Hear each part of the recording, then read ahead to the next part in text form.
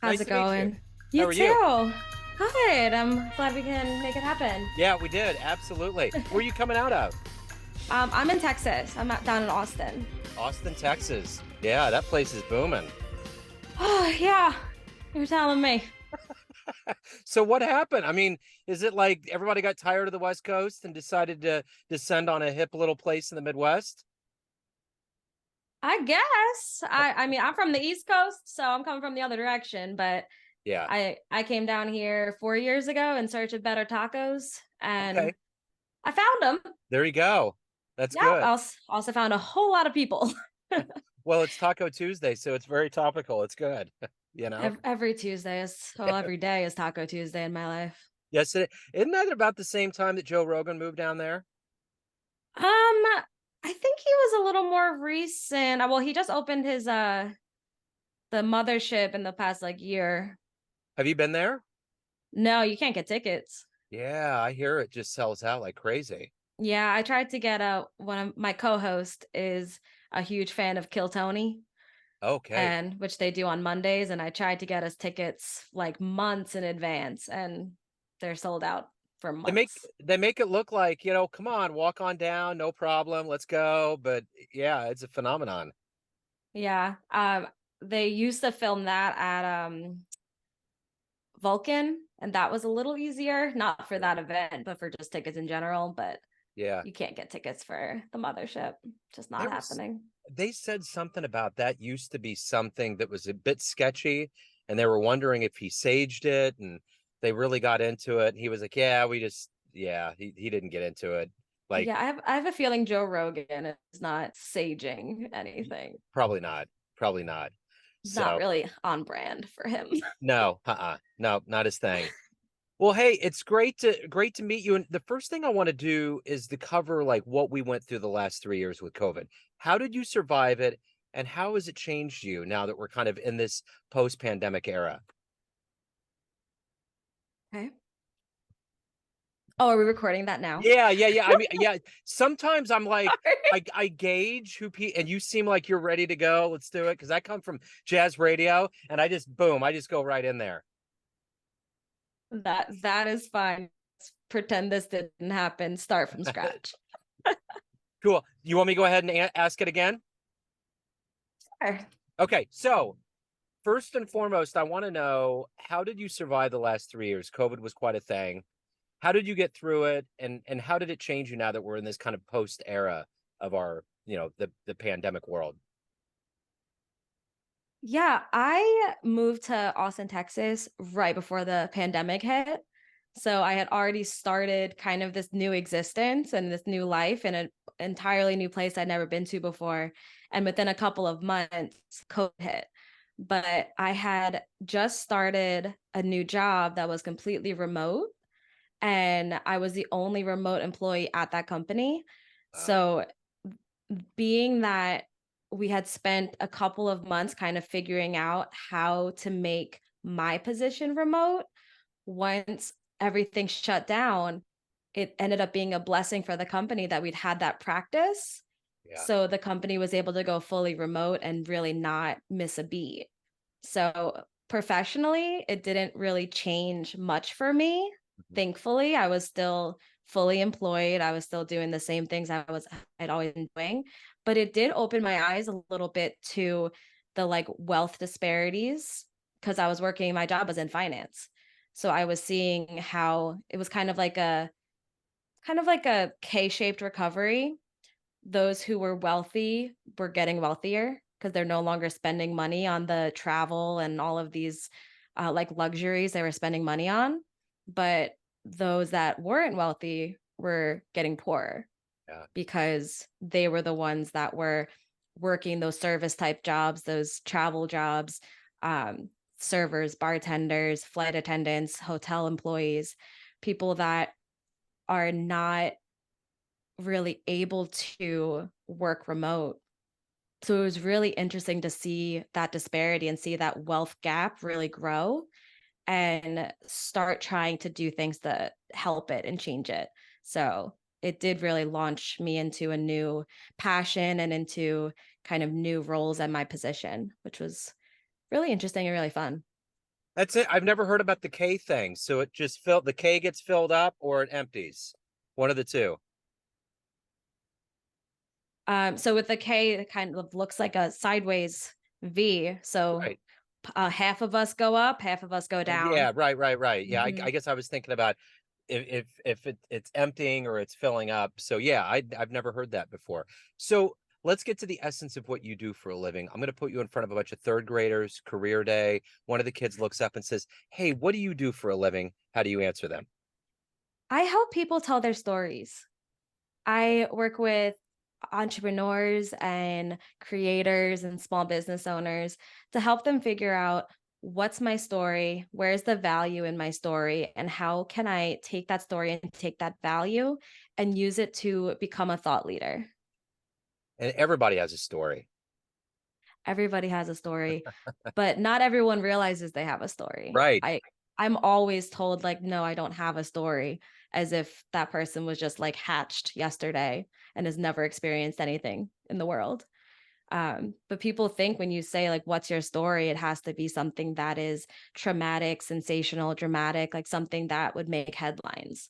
Yeah. But those aren't the kind of stories that are relatable and that connect us with other people. Yeah. So you got a flashlight and you're finding the story.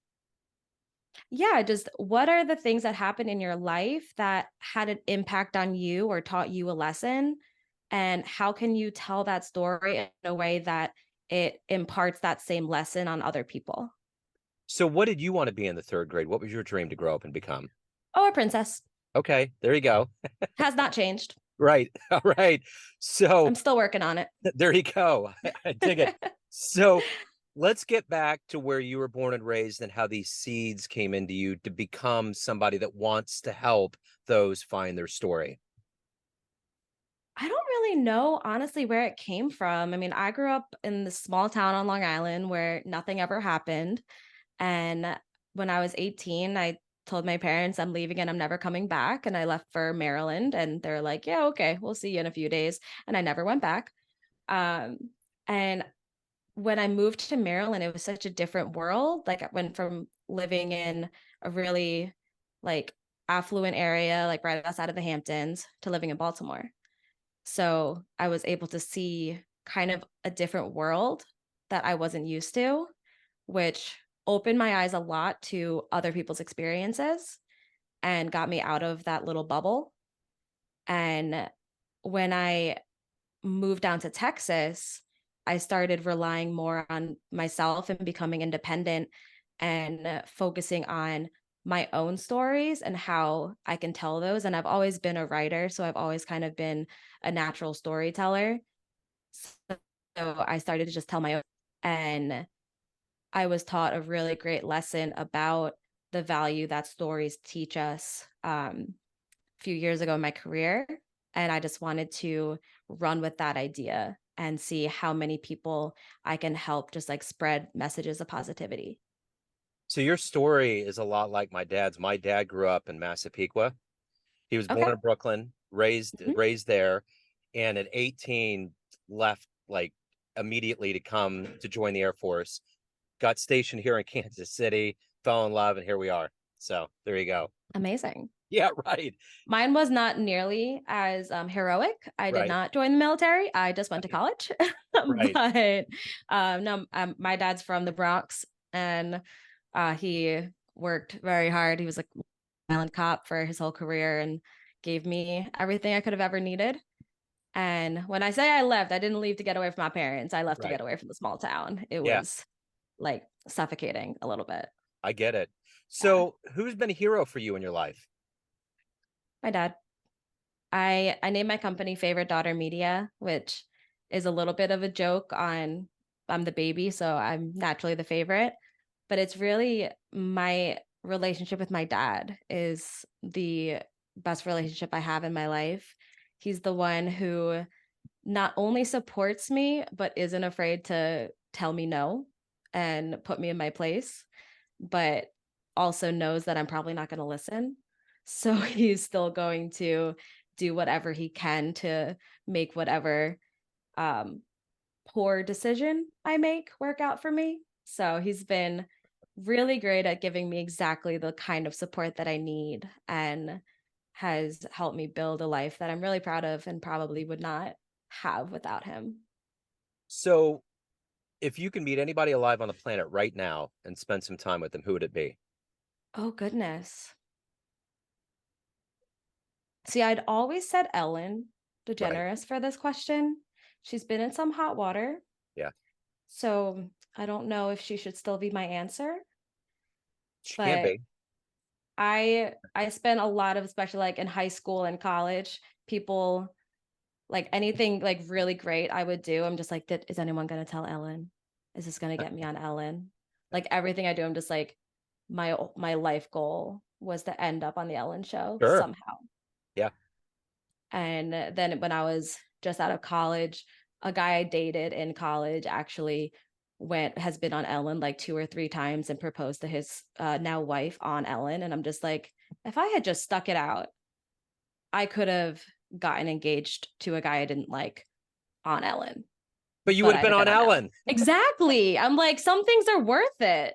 I mean, Some because people marry for love, some marry for money. I marry for Ellen. look, you could have gotten an annulment. You would have been on Ellen. You could have, it would all worked out. Exactly. I mean, it's 2023. What are we talking about here? Come on now. But no, when I saw that, I was just like, my instant reaction was, that could have been me. Yeah, I know. God dang it. That's how life works. So, what is the best story that you ever read? Like, whether it's been in a book or encountered, what's your favorite story? So my first ever tattoo is a quote from Winnie the Pooh. And I just love the storytelling of A. A. Milne and how he created this just world of imagination and tells these stories about just friendship and resilience. And I mean, there's sprinkling mental disorders in there, which every character kind of represents one. So Yeah. it's probably not the healthiest story to be like so attached to. But I just love that world and how everything is rooted in just like that power of positivity and friendship. So, what is the motivator for you every day to wake up, to do your job, to help people out? What is that that gets you out of bed and makes you accomplish what you want to get done? My kind of like tagline for my company is use your outside voice.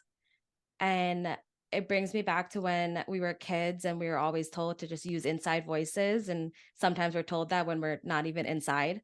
It's just this whole idea that you're supposed to be soft spoken and quiet and respectful.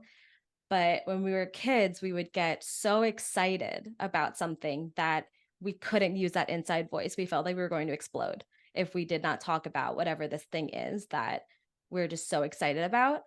So I've gotten just really, really passionate about helping other people find what it is that makes them need to use that outside voice and find for myself the different things that make me need to use that voice. And that's been my motivator. It's just how many people can I help spread some kind of message of positivity, something that is passionate for them and is really exciting for them, and do it loudly. So, what is your favorite client success story? One that always resonates and puts a smile on your face? I've been working with a financial advising firm for probably 5 years now, and I've worked with them in different capacities. They were my client when I was at an ad agency, and then I was their director of marketing, and then when I went independent, they became kind of a partner and a client at the same time. And the amount that I've been able to accomplish with them in these few years has just been amazing. That was the company that I was with when the pandemic hit and we started to see all of those issues with that wealth disparity. So we launched a financial literacy media company. We started putting out webinars and articles and all of this content to help people learn about their money. And when that wasn't enough, we actually spent a year figuring out how to change the business model and got rid of asset minimums and lowered fees so that the families across the country that weren't being spoken to by financial advisors because they didn't have that level of wealth. They're now getting their own advisors and getting put on this path to success. And we've won national awards for this work and all of this stuff that's happened. And I'm so proud of the team over there. And I may have started it with refusing to not help with what I was seeing, but they really were the ones that really ran with it and made it possible. So I'm really proud of that. What's the best advice you've ever gotten that you always remember that was the best for you? Ooh, fail big. Don't There be you go. afraid of failure and don't be afraid to fail in the most extreme and large ways because you're going to learn so much from it. So, of all the things that you've done in your life up to this point, what are you the proudest of?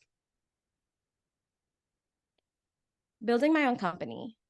I spent a lot of years really afraid of going out on my own. And I mean, I'm a young woman in the professional world. So naturally, I have imposter syndrome. And I never thought that running a company and having my own brand and having it be successful would be something that would happen. So we're less than a year in, but it has been an amazing learning experience and really a great way for me to gain more confidence and realize what I'm capable. So, let me ask you this. If you were to have a dream, I think we may have frozen up. May need to give it a minute. Okay, we good. All There right, we it go. looked like we froze up for a minute. Yeah. So, what I was going to ask you is, um, if you could witness one event in human history with your own eyes, watch it happen, what would it be? Hmm. My parents' wedding. Wow, that's cool. I think I would have really liked to see that. And there were people there that I never got to meet, and people there that had a lot of impact on who they are. And I mean, my parents have been together for over 30 years, so their love looks different now. Um, so to see it when they were so young and everything was kind of a fairy tale for them would have been really nice. So, let's say you have a dream tonight, you run into a much younger version of yourself, and you could give that version of you a piece of advice based on the wisdom you've gained so far. What would you tell that young version of you? Don't be afraid to use your voice. You deserve a seat at the table, and you're only going to make changes if you speak up when you're at that table. So, everyone out there has a perception of you, family, Mhm. friends, clients, colleagues, but you're in control of your life. What's your perception of you? Who do you think you are? Ooh, I go to therapy to answer this question. See, Um, this is the therapy question. seriously. It's really interesting because I talk a lot about having two personas because I have who I really am and then I have who I am at conferences. Mhm. And I don't necessarily like who I am at conferences. It's kind of a defense mechanism for me to turn into this very outgoing, bubbly person when I'm normally pretty quiet and reserved. And I hate that a lot of people in my life, because I met them through conferences, only know that version of me. So I think I would like them to be able to see kind of the actual, like, real life version. And that's kind of one of the reasons why I asked this question, because that is the rub in life. We have all these Mhm. different things that we have to cater to and play into, so to speak. So yeah. Um, so Sarah, if anyone out there wants to hire you, learn more about your company, what you're doing, where do they go? Go to my website. It's favoritedaughtermedia.com. I've got some free ebooks you can download, some free resources, and you can find out everything you need to know. Excellent. How do you pronounce your last name? Losi. Okay, good. You know what happens when you assume it's bad. So, No one ever gets it. right. I didn't think so. Hey, Sarah, this has been wonderful. Thank you for your time. I appreciate it. Send my best to Austin. Thank you so much. This has been a lot of fun. Absolutely. Take care.